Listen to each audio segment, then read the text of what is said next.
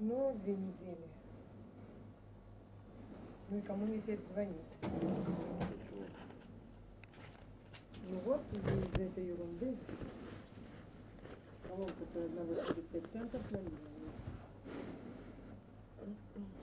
Gal jūsų čekis tegul bus pas mane? Nu, nežinokit, duokit man čekį.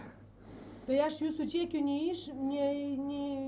šito neturiu, nes pas mane nepraleido per kompą, suprantat? Aš įjungiau savo, jeigu jūs neturit grinų pinigų. Matot, jūsų 66 ir pas mas čia jūs pilat benziną, o aš savo dizelį įjungiau. Nes jūsgi įpylėt. Supratau.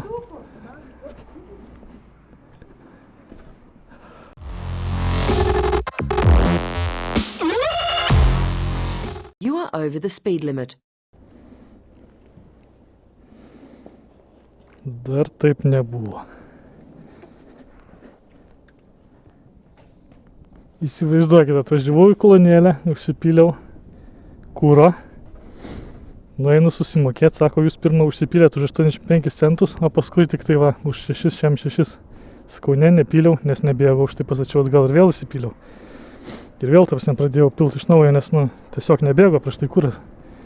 Jinai atbėgo su savo mašina, atvažiavo šičia, iš kitos pusės įsipylė savo už kažkokius 85 centus. Tada leido man susimokėti ir galiausiai sako, kad aš jums neduosiu čekio, nes man kažkas kompė nepraėjo. Nieko nesupratau, kas čia įvyko, bet taip dar anksčiau nebuvo. Na, vienaip ar kitaip viską turim nufilmuotą. Galėsim panagrinėti vėliau.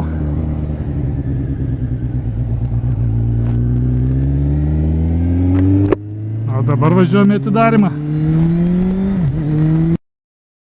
Viršijate leistiną greitį.